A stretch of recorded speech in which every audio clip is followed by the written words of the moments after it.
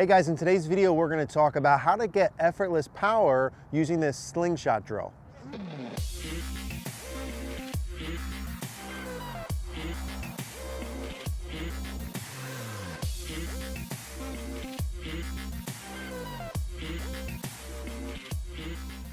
Hey guys, Eric here at the Bethlehem Golf Club. I want to talk to you today about how to get some effortless power in your swing using this slingshot drill. Now, before we dive into that, I want to make sure you're aware of CogornoGolf.com. That's how you and I can work together. A lot of you guys are asking where you could send your swing videos in, how we can work together. And as we're booked here through the winter for in-person lessons, we can still work together at CogornoGolf.com. That's our online community full of golfers like yourself and myself.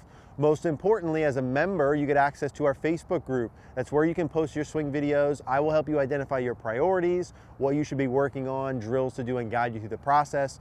Also, as a member, you get access to everything. You get all of our master classes. You get everything, including the member library, the quick fix section, and the practice section. Would love to see you guys at CogornoGolf.com. We'll include a link in the description down below. All right guys, so let's talk about this slingshot drill here. Now, what we're gonna focus on is from the top of the backswing into the downswing, how this drill is gonna work. And that's the specific portion in transition that we're gonna focus on how to do this. Now, I wanna make sure we give credit where credit's due.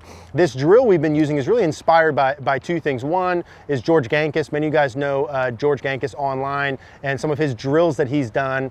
And also in us watching some of the pro swings, in particular Dustin Johnson, and some of the moves that the longest hitters in the world do in transition, seemingly without a lot of effort. So without further ado, let's talk about this slingshot drill. Now I'm going to take this club out for a second.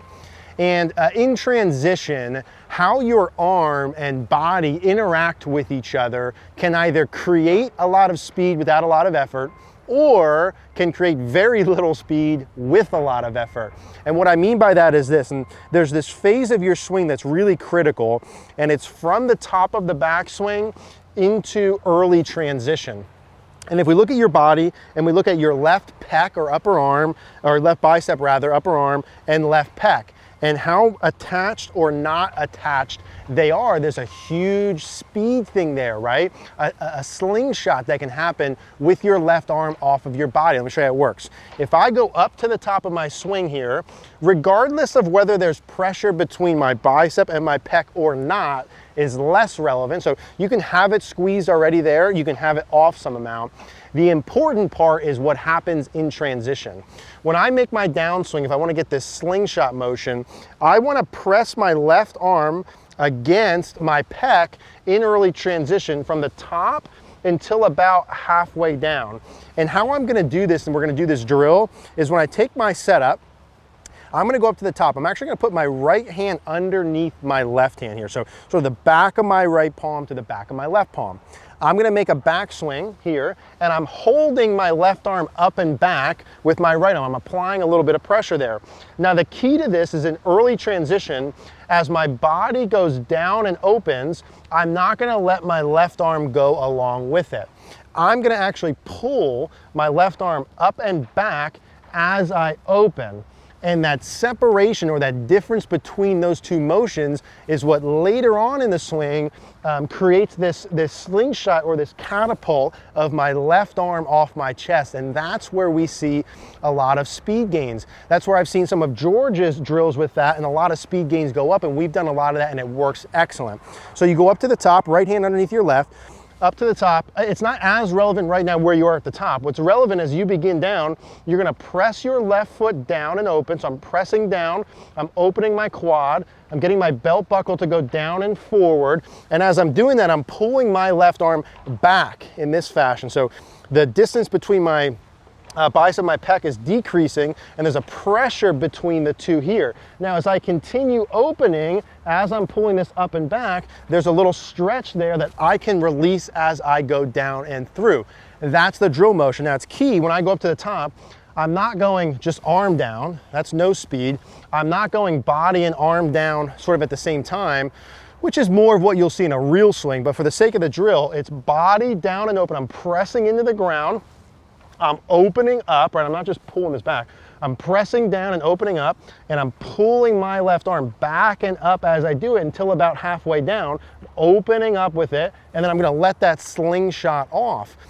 If you were sort of at home and you had a wall or an object there or something you held on to, and you try this and press your body down and open it and create that stretch between your body and your arm, and then let go of the object, your arm's gonna fly off your chest.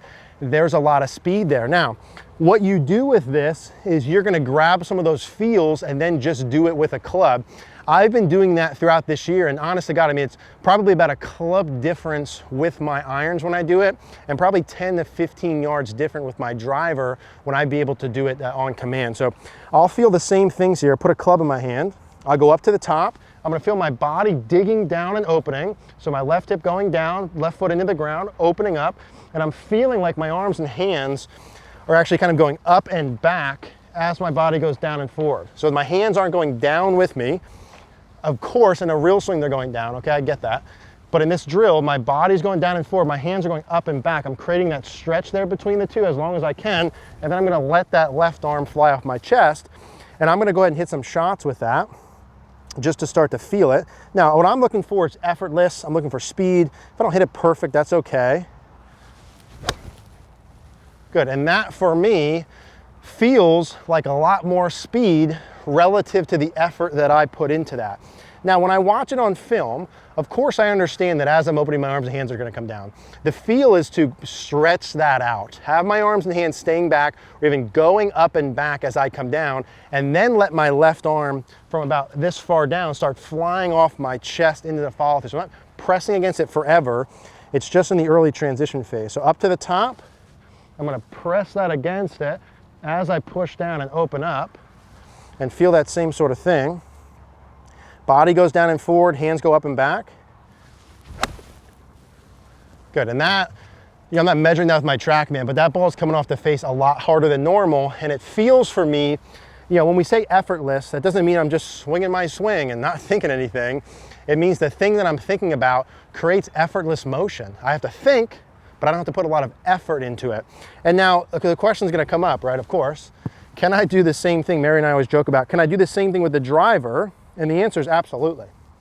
So with my driver, if I want to create some effortless speed and power, I would do the same motions. I go up to the top, I'm going to feel that same thing.